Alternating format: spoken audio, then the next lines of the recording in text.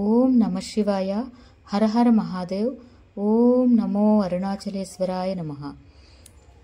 అరుణాచలంలో కనిపించే ఈ కొండ సాధారణమైన కొండ కాదు, సాక్షాత్తు పరమశివుని స్వరూపం. ఈ ప్రపంచంలో పరమశివుడు కొండ రూపంలో కొలువైన క్షేత్రం అరుణాచలం. జీవితంలో ఒక్కసారైనా సరే చేయాలనుకునే అరుణాచల గిరి ప్రదక్షిణ. ఇక్కడ టోపీ అమ్మ కూడా ఉంటారు. ఓకే, హాయ్ ఫ్రెండ్స్, నమస్తే. ఈరోజు నేను ఈ వీడియోలో మిమ్మల్ని తమిళనాడులో తిరువన్నామలైకి తీసుకుని వెళ్తాను. తిరువన్నామలైని మన తెలుగు వాళ్ళు అరుణాచలం అని కూడా అంటుంటారు. ఈ అరుణాచలంలో శివుడు అగ్నిలింగంగా ఎంతో ఫేమస్. అలాగే గిరి ప్రదక్షిణ కూడా అంతే ఫేమస్.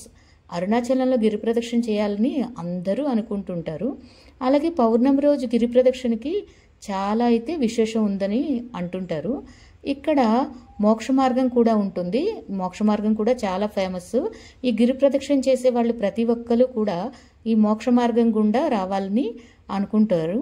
ఈ మోక్ష మార్గాన్ని కూడా ఈ వీడియోలో చూపిస్తాను. Okay, welcome to my channel POV of Roopasri.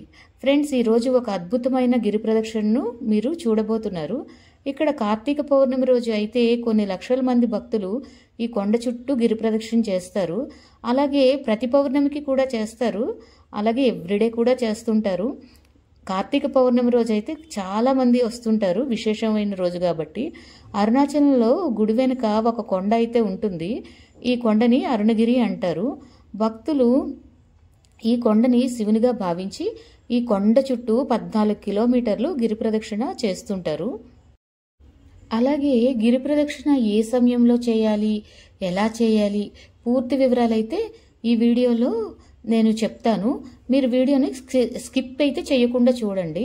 అరుణాచలంలో ఒక రోజు గిరి ప్రదక్షిణకి ఒక్కో ఫలితం ఉంటుంది. ఈ వారంలో 7 రోజులు ఎలాగో అరుణాచలంలో కూడా 7 రోజుల్లో చేసే గిరి ప్రదక్షిణకి ఒక్కొక్క రోజుకి ఒక్కొక్క ప్రతిఫలం అయితే ఉంటుంది. మనం గిరి ప్రదక్షిణ చేసేటప్పుడు అష్టలింగాలు దర్శనమిస్తాయి. ఈ అష్టలింగాలను దర్శించుకుంటూ గిరి ప్రదక్షిణ చేయాలి. ఈ వీడియోలో చూద్దాము. అలాగే మన గిరి ప్రదక్షిణ ఏ సమయంలో చేయాలి, ఎలా చేయాలి అని తెలుసుకుందాము. అలాగే గిరి ప్రదక్షిణ అయితే డైరెక్ట్గా చేయకూడదు. ముందుగా మనం 3 దేవాలయాలను అయితే దర్శించుకోవాల్సి ఉంటుంది. అందులో ఫస్ట్ది భూతనారాయణుడు స్వామి దేవాలయం. ఈ భూతనారాయణుడు అరుణాచలానికి క్షేత్రపాలకుడండి. ముందుగా ఈయన్ని దర్శించుకున్న తర్వాత జంట వినాయకుల్ని దర్శించుకోవాలి. ఈ జంట వినాయకుల గుడి ఎక్కడ ఉంటుందంటే భూతనారాయణ గుడికి కొంచెం పక్కనే ఉంటుంది. అలాగే 3వ గుడిగా అన్నామలై ఉన్నామలై అమ్మన్ ఆలయంలో కూడా దర్శనం చేసుకోవాలి. అప్పుడు అరుణాచల గిరి ప్రదక్షిణ అయితే మొదలు పెట్టాలి. ముందుగా మనం ఇంద్రలింగానికి దర్శించుకుందాము. టెంపుల్కి కొంచెం దగ్గరగానే ఉంటుంది, తూర్పు భాగంలో ఉంటుంది. మనకి ఇంద్రలింగాన్ని అయితే దర్శించుకోవడం జరిగింది. ఇలా ఇంద్రలింగాన్ని దర్శించుకున్న తర్వాత మళ్ళీ మేము గిరి ప్రదక్షిణ స్టార్ట్ చేశాము. ఈ ఇంద్రలింగాన్ని అయితే ఇంద్రుడు ప్రతిష్ఠించాడు అని చెప్తారు. ఈ క్షేత్రానికి శుక్రుడు మరియు సూర్యుడు కూడా ఆదిదేవతలు. ఇంద్రలింగాన్ని పూజించడం వల్ల ఉద్యోగపరంగా అత్యున్నత స్థానం మరియు దీర్ఘాయువు లభిస్తుంది. ఇంద్రలింగం నుంచి సుమారు 1.5 కిలోమీటర్స్ ప్రయాణిస్తే అగ్నిలింగం వస్తుంది.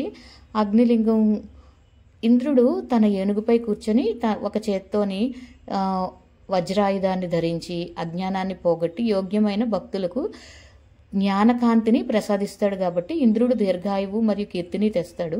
అందుకోసమే మనం ఇంద్రలింగానికి దండం పెట్టుకుని ఆ తర్వాత మళ్ళీ గిరి ప్రదక్షిణ స్టార్ట్ చేసాము. ఇలా దారిలో మధ్యలో అయితే మనం ఎక్కడ ఉన్నాము, నెక్స్ట్ ఏ లింగాన్ని దర్శించుకోవాలి, ఎలా వెళ్ళాలి అని అయితే రూట్ మ్యాప్స్ అవైలబుల్ అయితే ఉంటాయి.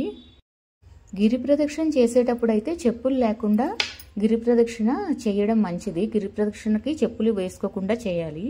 మరియు మీరు బరువు ఎక్కువగా పట్టుకెళ్ళినట్లయితే సంచులు లాంటివి పట్టుకెళ్తే మళ్ళీ మోసుకొని వెళ్ళడం కష్టం. కాబట్టి మీరు బరువును కూడా ఎక్కువగా పట్టుకొని వెళ్ళకూడదు. అలాగే గిరి ప్రదక్షిణని నైట్ టైం కానీ లేకపోతే ఉదయం 9 గంటలలోపు కానీ చేసుకోవడం మంచిది. ఎందుకంటే నైట్ అయితే కొంచెం రోడ్స్ ఖాళీగా ఉంటాయి. అలాగే ఉదయం 9 గంటల తర్వాత ఎండతాపం ఎక్కువగా ఉంటుంది కాబట్టి కాళ్ళు కాలిపోతాయి అని చెప్పేసి కష్టంగా ఉంటుంది. 14 కిలోమీటర్ల గిరి ప్రదక్షిణ కాబట్టి మీరు వెళ్తున్నప్పుడు మీతో పాటు చిల్లరను కూడా తీసుకొని వెళ్ళండి. దారి పొడుగున సాధువులు మాత్రం కనిపిస్తూ ఉంటారు చాలామంది. అలాగే వాళ్ళకి దాన ధర్మాలు కూడా చేసుకోవడానికి అవకాశం ఉంటుంది. అలాగే మనం రోడ్డుకి ఎడమవైపును మాత్రమే చేసుకోవాలి గిరి ప్రదక్షిణ. ఎందుకంటే కుడివైపు ఋషులు మునులు వాళ్ళు కూడా వస్తుంటారు, గిరి ప్రదక్షిణ చేస్తారు అని చెప్తూ ఉంటారు. ఋషులు మునులు దేవతలు అందరూ సూక్ష్మ రూపంలో గిరి ప్రదక్షిణ చేస్తారంట కుడివైపున. అందుకే మనం వాళ్ళకి డిస్టర్బెన్స్ కలిగించకుండా ఉండడానికి మనం ఎడమవైపున గిరి ప్రదక్షిణ చేసుకోవాలి. గిరి ప్రదక్షిణ ఏ రోజు చేస్తే ఏ ఫలితం వస్తుందో చెప్తాను, ఒకసారి వినండి. గిరి ప్రదక్షిణ చేసేందుకు వారంలో అన్ని రోజులు మంచివే. అయితే ఏ రోజు ప్రదక్షిణ చేస్తే ఎటువంటి ఫలితాలు కలుగుతాయో ఇప్పుడైతే తెలుసుకుందాము. సోమవారం రోజు గిరి ప్రదక్షిణ చేస్తే జన్మమరణ బాధల నుంచి బయటపడతారంట. అలాగే మంగళవారం గిరి ప్రదక్షిణ చేస్తే అప్పుల బాధలు తొలగిపోతాయంట. అలాగే బుధవారం ప్రదక్షిణ చేయడం వల్ల మహాపండితులు అవుతారంట. అలాగే గురువారం ప్రదక్షిణ చేయడం వల్ల కారణజన్ములు అవుతారని చెప్తుంటారు. అలాగే శుక్రవారం గిరి ప్రదక్షిణ చేయడం వలన సకల సంపదలు దక్కుతాయంట. అలాగే శనివారం ప్రదక్షిణ చేస్తే మానసిక శాంతి, శారీరక సమస్యలు ఉన్నవాళ్ళైతే బాధలన్నీ తొలగిపోతాయని చెప్తారు. అయితే ఇప్పుడు అగ్నిలింగం దగ్గరికి వచ్చేసాము. రోడ్డు క్రాస్ చేసి కొంచెం సందులోకి వెళ్లాల్సి ఉంటుంది. ఈ సందులో కొంచెం రాళ్ళు ఉన్నాయి, కాళ్ళకైతే గుచ్చుకుంటూ ఉన్నాయి. కానీ మెల్లగా నడుచుకుంటూ వెళ్ళిపోయాము. ఇలాగ కొంచెం సందులోకి వెళ్ళాక అక్కడ అగ్నిలింగం ఉంటుంది. ఈ అగ్నిలింగం అయితే అరుణాచలగిరికి ఇది కరెక్ట్గా ఆగ్నేయ దిశలో ఉంటుంది. ఈ అగ్నిలింగాన్ని అగ్నిదేవుడు ప్రతిష్ఠించాడని చెప్తారు. ఈ క్షేత్రానికి ఆదిదేవత చంద్రుడు. ఈ అగ్నిలింగాన్ని పూజించడం వల్ల ఆపత్కాలంలో ప్రతికూల పరిస్థితుల నుంచి మనం బయటపడతామని చెప్పారు. ఇక్కడ కూడా మేము హారతి వెలిగించేసి ఇంకా స్టార్ట్ అయిపోయాము దర్శించేసుకొని స్వామివారిని. మళ్ళీ రోడ్డు మీదకి రాగానే ఇంకొక ఆశ్రమం కనిపించిందండి. ఇలాగ దారి పొడుగున ఆశ్రమాలు అయితే చాలా ఉన్నాయి అరుణగిరికి దగ్గరలోనే. ఇలా ఈ ఆశ్రమాలను చూసుకుంటూ వెళ్ళాము. అక్కడ ఒక అమ్మవారి టెంపుల్ కాళీ మందిర్ ఒకటి వచ్చింది. ఈ కాళీ మందిర్ దగ్గర ఇలా త్రిశూలాలు అవి ఉన్నాయి. అయితే అమ్మవారిని చూసి లోపల పూజ చేసుకొని ఇక్కడ కూడా హారతి వెలిగించేసుకొని మళ్ళీ మేమైతే బయలుదేరడం జరిగింది.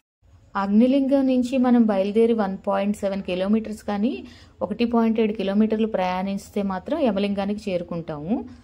ఆ తర్వాత యమలింగం వస్తుంది. మధ్యలోనే రమణ మహర్షి ఆశ్రమం కూడా వస్తుంది.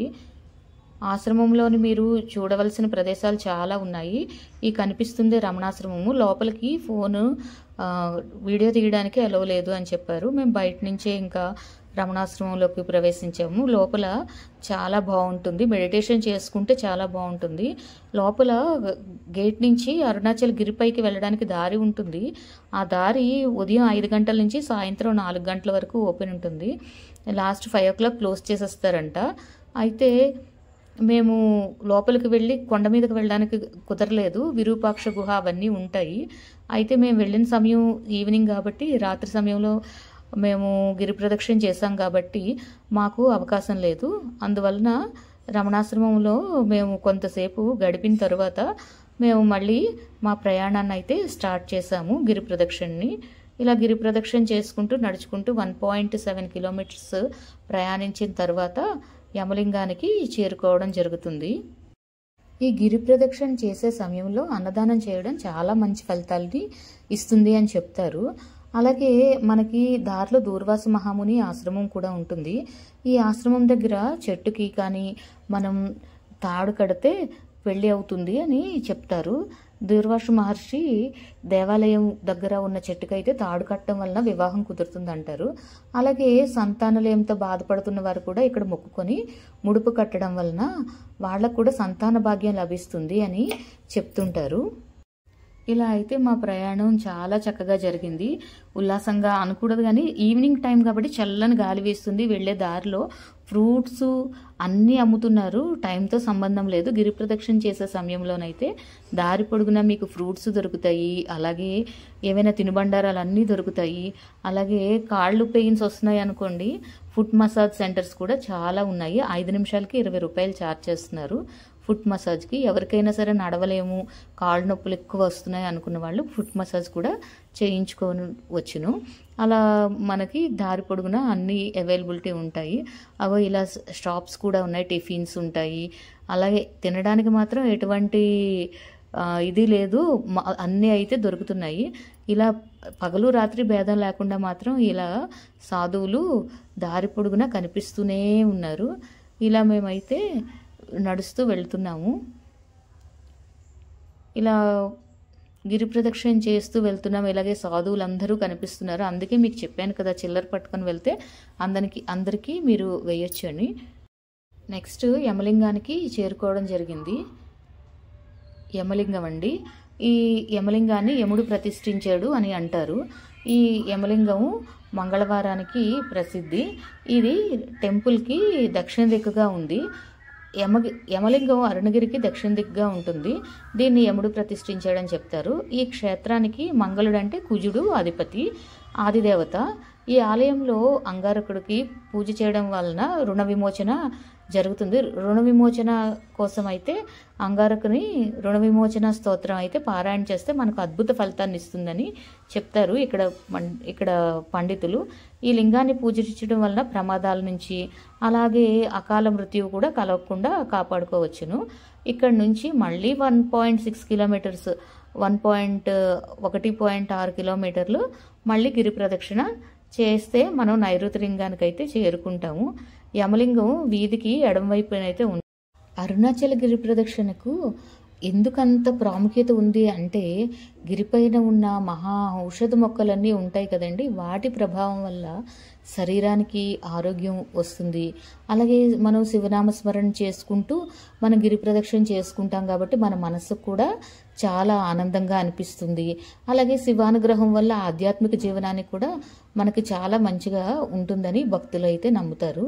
గిరి ప్రదక్షిణ చాలా వరకు తారు రోడ్డు పైనే జరుగుతుంది. అలాగే ఇప్పుడైతే మనం నైరుతి లింగానికి దగ్గరగా చేరుకున్నాము. ఇది 4వ లింగము, నిరుతి లింగం అని కూడా అంటారు. దీనికి రాహువు అధిపతి అండి. ఇది నైరుతి లింగం అరుణగిరికి అయితే ఎగ్జాక్ట్గా నైరుతి వైపు ఉంటుంది. నైరుతి ప్రతిష్ఠించాడు అని చెప్తుంటారు. ఈ క్షేత్రానికి ఆదిదేవత రాహువు. ఈ నైరుతి లింగాన్ని పూజించడం వల్ల మనకి గ్రహ బాధలన్నీ తొలగిపోతాయి అంటారు. అలాగే అద్భుతమైన కీర్తి కూడా వస్తుంది అని చెప్తారు. అలాగే ఇక్కడ నుంచి కొంచెం ముందుకు వెళ్ళగానే ఆ ఎదిర్నేర్ అన్నామలై ఆలయం వస్తుంది. అది ఆ ఎదిర్నేర్ అన్నామలై ఆలయాన్ని దర్శించుకొని ఆ ఆలయం అయితే అరుణగిరికి ఎగ్జాక్ట్గా బ్యాక్ సైడ్ ఉంటుంది. ఎదిర్నార్ అన్నామలై ఆలయానికి విశిష్టత ఏంటంటే, ఈ ఆలయం అరుణగిరికి వెనక భాగాన్ని ఉంటుంది కదండి, దీనికి ఒక ప్రాముఖ్యత ఉంది. అదేంటంటే, తమిళంలో ఉగాది రోజు ఉంటుంది కదా, తమిళనాడు వాళ్ళు చేసుకునే ఉగాది రోజున తొలి సూర్యకిరణాలు నేరుగా అయితే ఈ శివలింగం మీద పడతాయంట. ఇది నిరుతి లింగం రోడ్లోనే ఉంటుంది. ఈ నైరుతి లింగం అయితే మనకి 1 కిలోమీటర్ దూరంలో ఉంటుందన్నమాట యమలింగానికి. ఇక్కడి నుంచి మళ్ళీ మనం దర్శనం చేసుకున్న తర్వాత మళ్ళీ మనం నడకని ప్రారంభించాలి. దారిలో ఇలా తామర పువ్వులు అమ్ముతున్నారు. చాలా బాగా కనిపించాయి, చాలా ఫ్రెష్గా ఉన్నాయి, చాలా బాగున్నాయి.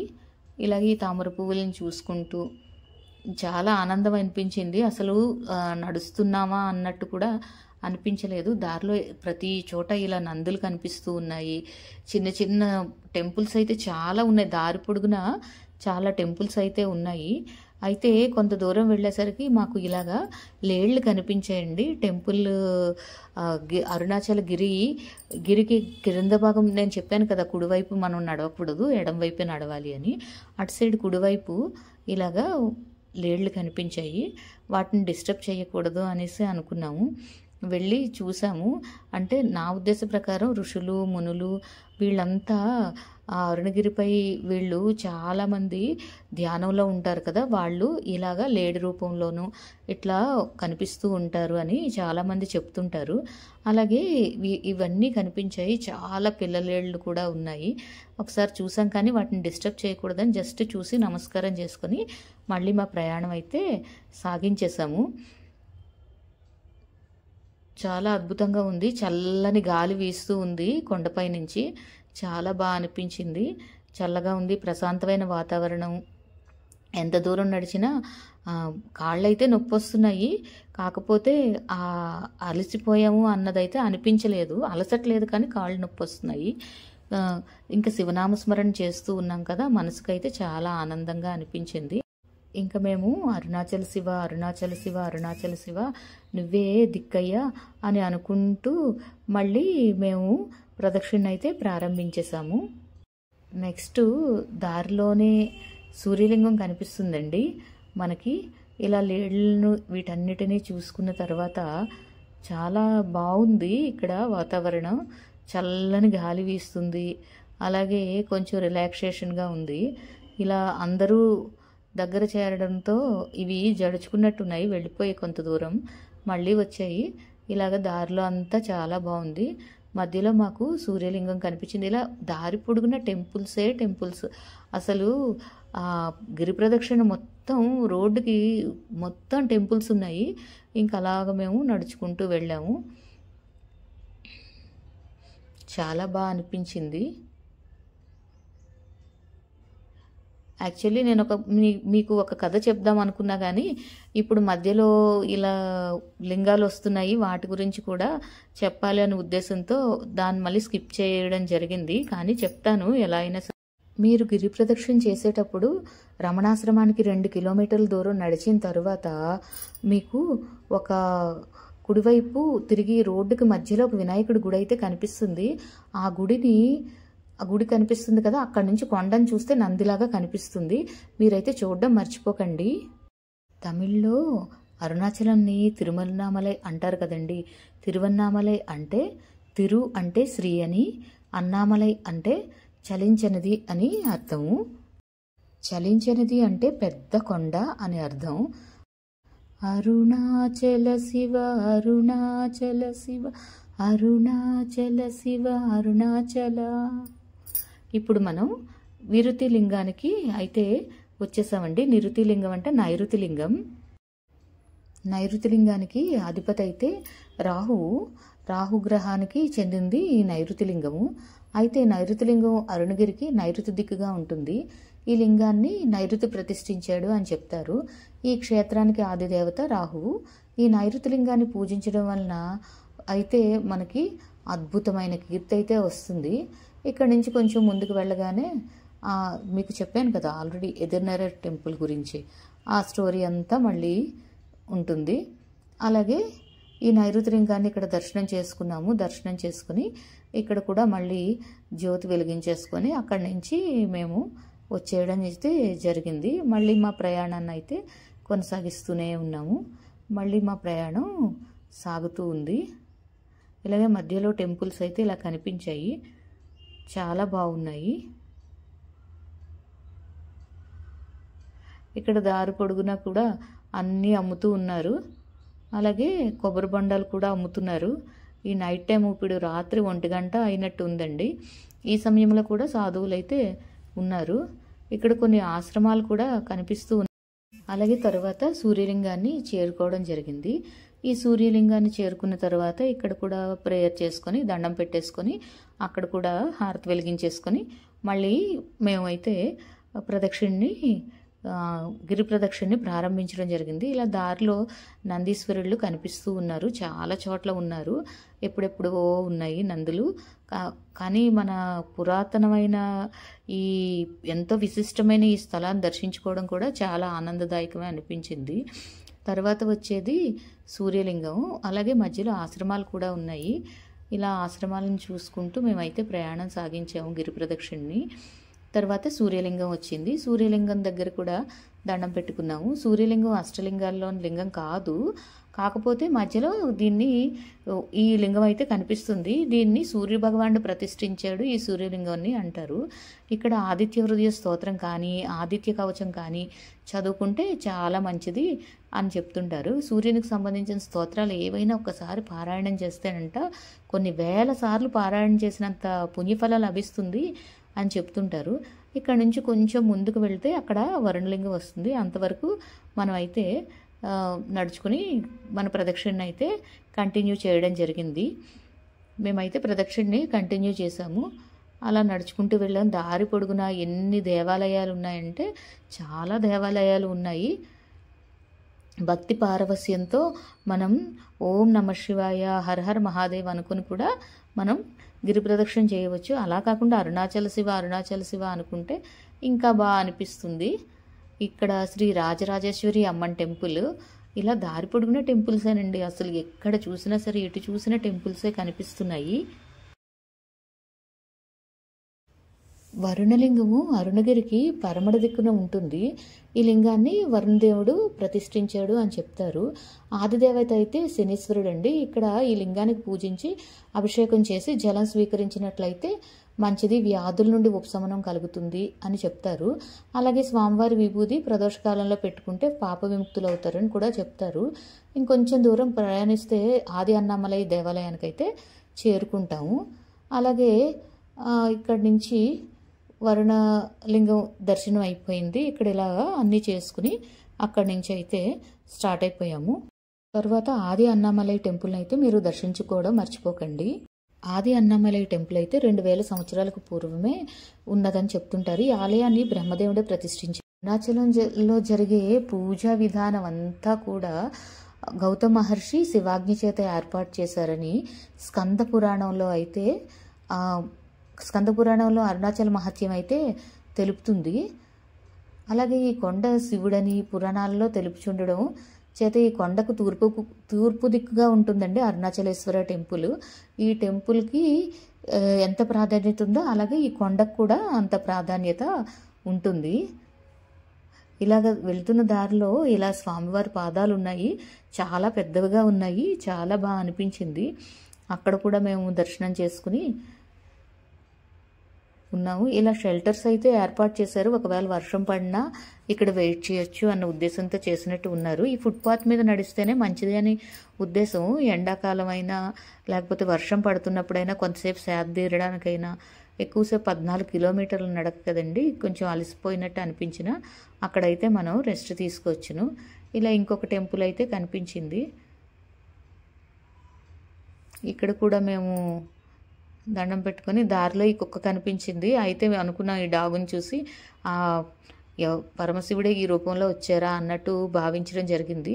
అరుణాచలంలో ప్రతి ప్లేసు, ప్రతి రాయి, ప్రతిదీ కూడా చాలా ఆధ్యాత్మిక భావంతో అనిపిస్తూ ఉంటుంది. ఇలా ఇంకొక టెంపుల్ కనిపించింది. ఇట్లా దారి పొడుగునా టెంపుల్సే ఉన్నాయి. అరుణాచలం అంటే ఎర్రని కొండ అని అర్థం కదండి. అరుణ అంటే ఎర్రని, ఆచలము అంటే కొండ అని, ఎర్రని కొండ అని అర్థం కదా. అలాగే అరుణ అంటే పాపములు హరించుతుంది అని కూడా ఒక నానుడు ఉంది. సూర్యనారాయణమూర్తి ఎలాగైతే ఎంత వేడితో మన పాపాలన్నీ నశింపజేసి వెలుగుని జీవితంలో ప్రసాదింపజేస్తారో అలాగే అరుణాచలం కూడా మన జీవితంలో ఉన్న మన కర్మలన్నిటినీ తీసేసి అప్పుడు మనకి కర్మరాహిత్యం అయిపోయి మనకు మంచిగా జీవితం సార్థకత అవుతుందని అర్థము. ఇప్పుడైతే వాయులింగానికైతే చేరుకున్నాము. ఈ వాయులింగం అష్టలింగాల్లో 8 లింగాల్లో 6వ లింగం అండి. దీనికి కేతుగ్రహం యొక్క ప్రాతినిధ్యం వహిస్తుంది అని చెప్తారు. ఈ దిశ అయితే వాయవ్యము. ఇది అన్నామలై గ్రామం తర్వాత వాయులింగం మరో కిలోమీటర్కి అరుణగిరికి వాయవ్య దిక్కుగా ఉంటుంది ఈ వాయులింగము. ఈ క్షేత్రానికి ఆదిదేవత కేతువు. ఈ వాయులింగాన్ని దర్శించడం వలన అయితే కేతువుకు సంబంధించిన దోషాలన్నీ తొలగిపోతాయని చెప్తూ ఉంటారు. అక్కడి నుంచి ఈ వాయులింగాన్ని దర్శించడం వలన మనకి అనారోగ్య సమస్యల నుంచి విముక్తులవుతామని, అలాగే ముఖ్యంగా ఏంటంటే గుండెకు సంబంధించిన జబ్బులు కానీ శ్వాస మరియు కడుపు సమస్యల నుండి కూడా ఉపశమనం లభిస్తుంది అని చెప్తారు. వాయువు అంటే గాలిదేవుడు కదా, అలాగే జీవులకు ప్రాణాధారం ఏంటి వాయువే కదా, అందుకోసం అని చెప్పి వాయులింగానికి ఈ విశిష్టత ఉంది. అలా కొంత దూరం తర్వాత మనం ఎక్కడ ఉన్నామో చూపించేటట్టు ఇలా అయితే బోర్డ్స్ అయితే ఉన్నాయి. ఈ కటౌట్స్ చూసి మనం ఎక్కడ ఉన్నాము, నెక్స్ట్ ఏ లింగాన్ని దర్శించుకోవచ్చు అన్నదైతే తెలుస్తుంది. ఇలా అయితే మనం తెలుసుకొని వచ్చును. ఆ తర్వాత చూడండి ఇట్లా బోర్డ్స్ అయితే ఎక్కడికక్కడ ఉన్నాయి. అలాగే టాయిలెట్స్ కూడా గిరి ప్రదక్షిణలో అవైలబిలిటీ ఉన్నాయండి. పే టాయిలెట్స్ ఎక్కువ ఉన్నాయి, పే అండ్ యూస్వి.